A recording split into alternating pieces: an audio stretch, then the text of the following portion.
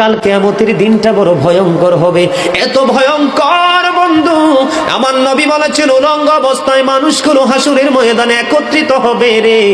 ও বন্ধু, প্রত্যেকের কবর থেকে ওই হাসরের ময়দানটা কমপক্ষে 50,000 বছরের রাস্তা হবে রে বন্ধু।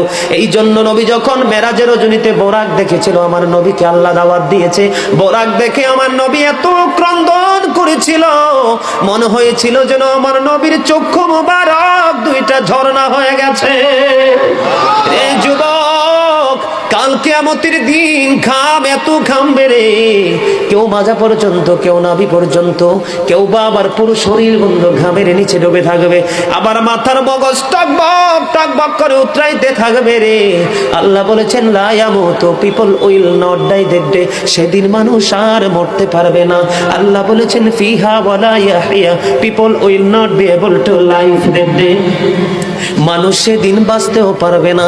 আবার আল্লাহ বলেছেন অমাহুম আনহা বিগাইবিন, people will not be able to escape that day, সেদিন মানুষ সেখান থেকে পালিয়ে যেতেও পারবো না রে। দুর্গাপুরের যুবক, হাদিস শরীফের মধ্যে এসেছে কাল কিয়ামতের দিন আল্লাহর আরশের ছায়া ছাড়া কোনো ছায়া থাকবে না।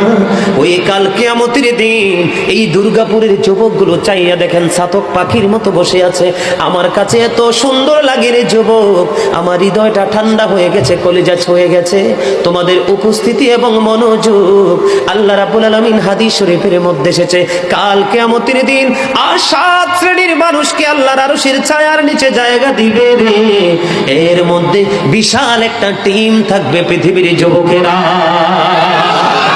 জোরে জোরে সুবহানাল্লাহ।